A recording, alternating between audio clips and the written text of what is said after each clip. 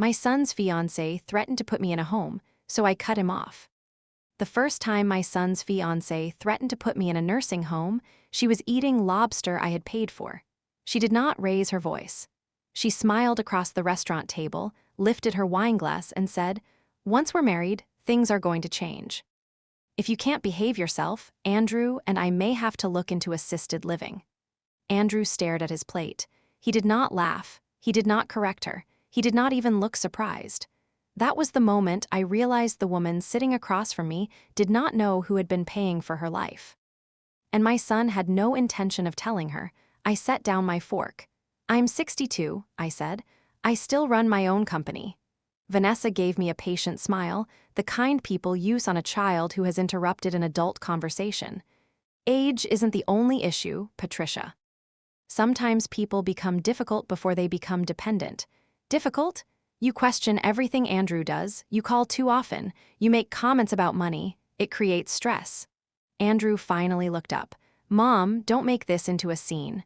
I looked at him for several seconds. He was 34 years old, wearing a tailored jacket I had bought him for Christmas, sitting beside a woman wearing diamond earrings he had purchased with money I transferred into his account every month. For 6 years, I had given him $4,000 on the first of every month. It started when his marketing job was eliminated. He told me he needed help for 3 months while he found something new. 3 months became 6. Then he started consulting. Then he launched a business. Then he said business was unpredictable and the money helped him stay focused. Over time, I also paid the lease on his luxury SUV, the annual fee at his private gym, his health insurance, and half the rent on the apartment he shared with Vanessa. He always called it temporary. I always pretended to believe him. Vanessa leaned closer. "We're trying to build a future, and we need boundaries." I looked at Andrew. "Is that what you think?" He rubbed his thumb along the edge of his napkin. "I think you sometimes use money to control people." The words landed more painfully than Vanessa's threat, not because they were true. Because I knew where they had come from. Vanessa had accused me of controlling him before. Andrew had always defended me. At least I thought he had. I folded my napkin and placed it beside my plate. "You're right," I said. Andrew frowned. Vanessa's smile returned. I reached into my purse and took out my credit card. "I should stop using money to influence your decisions." I paid the bill, including their drinks, dessert, and the bottle of wine Vanessa had ordered without asking the price. Then I stood. "Mom," Andrew said. "Where are you going?" "Home," Vanessa sighed. "This is exactly the kind of overreaction I'm talking about."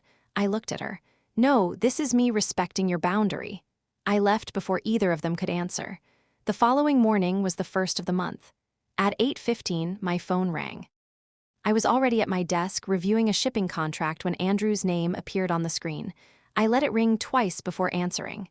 "Good morning. Did you forget something?" "No." There was a pause. "My transfer didn't come through." "I know." Another pause. "Did the bank flag it?" "I canceled it." His voice changed immediately. "What do you mean, you canceled it?" "I mean I won't be sending you $4,000 this month. Because of dinner? Because you said I use money to control people." "I don't want to do that anymore." "Mom, come on. I'm agreeing with you. You know that money is part of my budget. An allowance from your mother should not be part of a 34-year-old man's budget." He lowered his voice. "Vanessa and I have commitments. So do I. This is childish?" "No, childish was continuing to support you while pretending you didn't need it.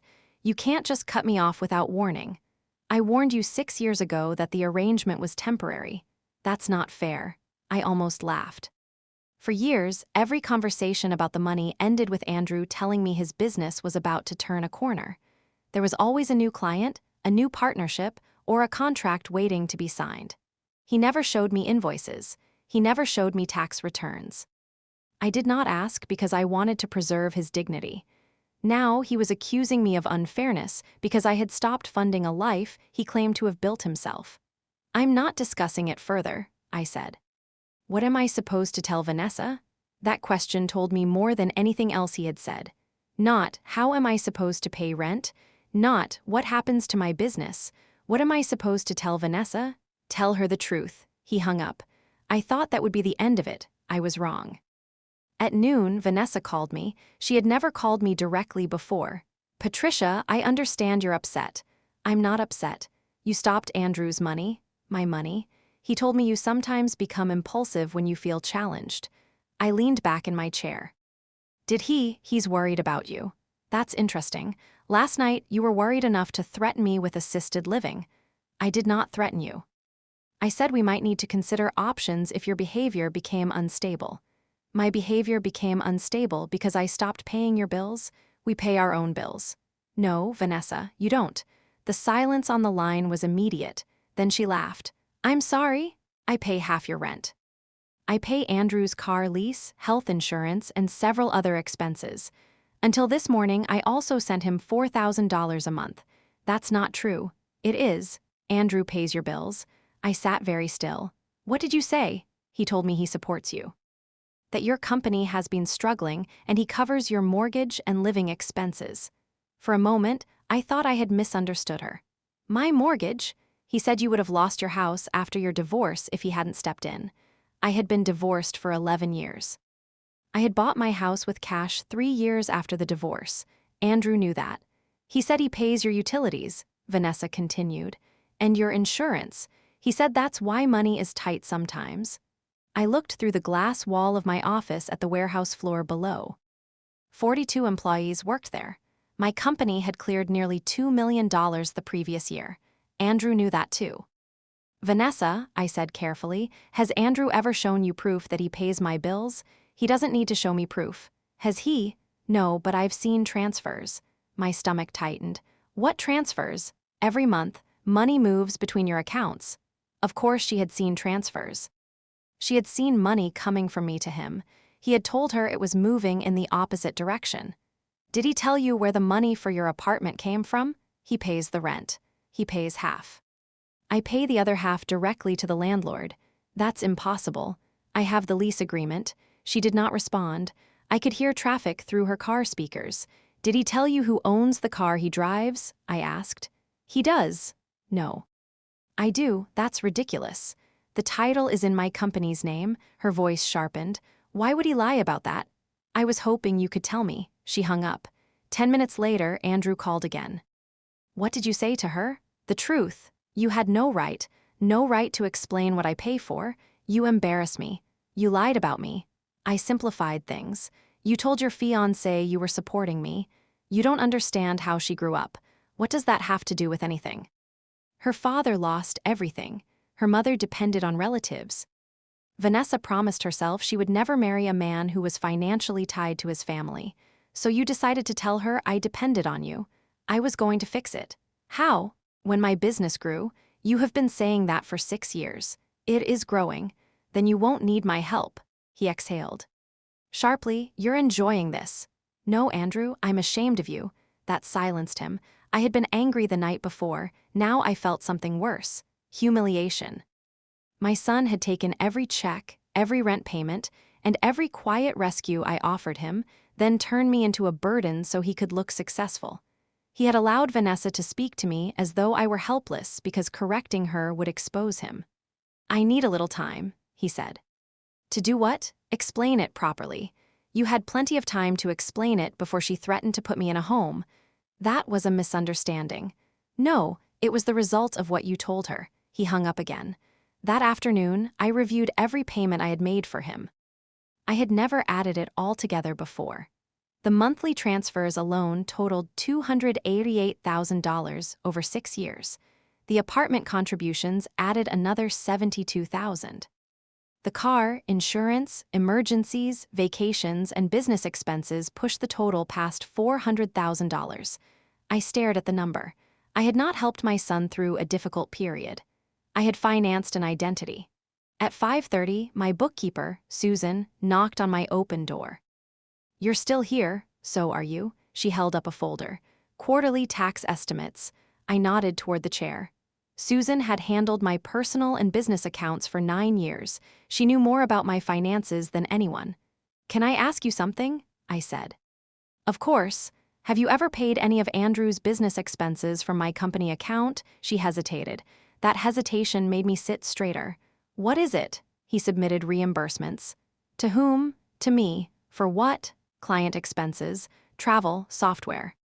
A few contractor invoices. I felt the first cold stir of fear. How much? Not a huge amount individually. How much altogether? She turned toward the door and closed it. Maybe 60,000 over the past 2 years. I stared at her. Why didn't I know? You approved the arrangement. I did not.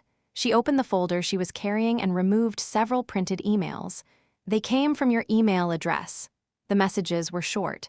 Please process Andrew's attached expenses. Approved. Add this to the consulting budget. They appeared to be from me, but I had never sent them. Check the login records, I said. Susan's face paled. Patricia. Now, our technology manager pulled the records within an hour. The emails had been sent from an older tablet connected to my account. A tablet I had given Andrew 3 years earlier after buying a new one. I had wiped the photos and documents. I had not changed the saved email password. The first false approval had been sent 6 weeks after I gave him the device. The betrayal deepened so quickly I could barely absorb it. Andrew had not only accepted money, he had impersonated me to take more. I called him from the conference room with Susan beside me. He answered on the first ring. Are you ready to be reasonable? Did you use my old tablet to send reimbursement approvals? Silence. Andrew, I can explain. Susan closed her eyes. How much did you take? I didn't take anything. You submitted false expenses and approved them using my email. They were legitimate business expenses. Your business is not part of my company. You said you wanted to invest in me. I said I would help you get started. I never authorized ongoing reimbursements. You would have approved them. So you decided to approve them for me. I was going to pay it back. With what? My company is close to landing a major account. Which account? He hesitated. Confidential negotiations. I almost admired the reflex. Even cornered, he reached for the next lie. I want every invoice, contract, and bank statement connected to your business by tomorrow morning. You can't demand my private records. Then I'll turn the emails over to my attorney and the police. Susan looked at me. Andrew's voice dropped. You would report your own son? I am giving you one opportunity to show me what happened. You're blowing this out of proportion. You stole from me. I borrowed money from the company, without permission. I knew you wouldn't understand. That sentence ended something inside me. Not my love for him, but my willingness to protect him from the consequences of his choices. Tomorrow morning, I said. 9 o'clock. He arrived at 9:20 without the records. Vanessa came with him. She wore a cream-colored suit and carried a leather folder. Andrew looked as though he had not slept. Vanessa looked furious. We met in the small conference room beside my office. Susan joined us, along with my attorney, Mark Ellis. Andrew stopped when he saw Mark. What is he doing here? Protecting my interests. Vanessa sat. Then we should all be transparent. She opened her folder and removed copies of bank statements. I spent last night reviewing our finances.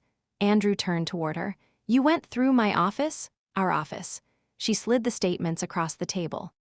For the first time, I saw what Andrew had actually done with my money.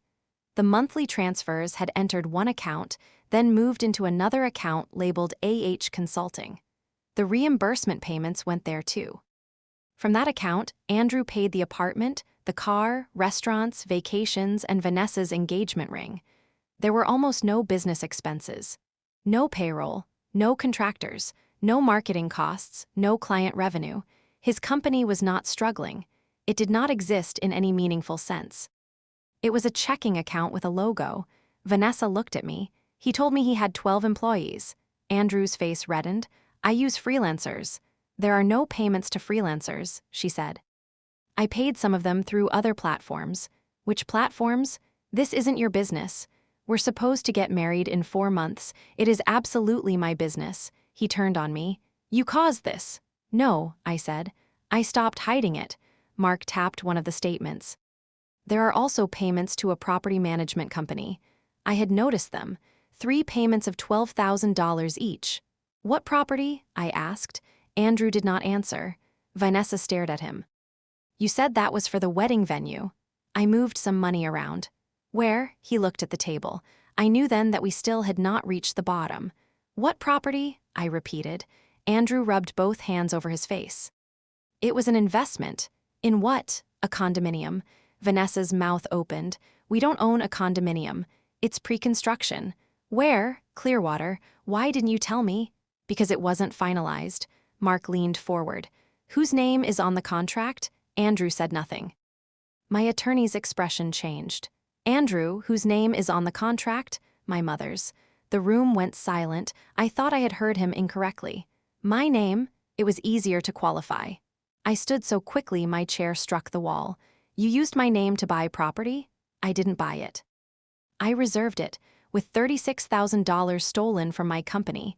It was going to increase in value. You signed my name? He looked at Mark. It was electronic. That is not an answer, Mark said. Andrew swallowed. Yes. Vanessa stared at him as though she no longer recognized him. I understood then why he had lied about supporting me. It was not only vanity. He had needed Vanessa to believe money routinely moved from him to me.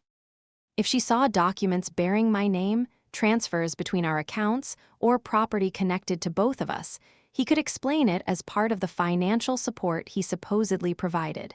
He had constructed the lie in advance. My dependence was not a casual exaggeration. It was cover. How long? I asked. Andrew looked confused. How long have you been telling people I can't manage my finances? I never said that. Vanessa threatened to put me in a home. She overreacted. Based on what? Vanessa turned to him. You told me she was becoming forgetful. My hands went cold. Andrew looked at her sharply. You said she repeated herself. You said she misplaced checks and accused you of taking money. You said the doctor was concerned.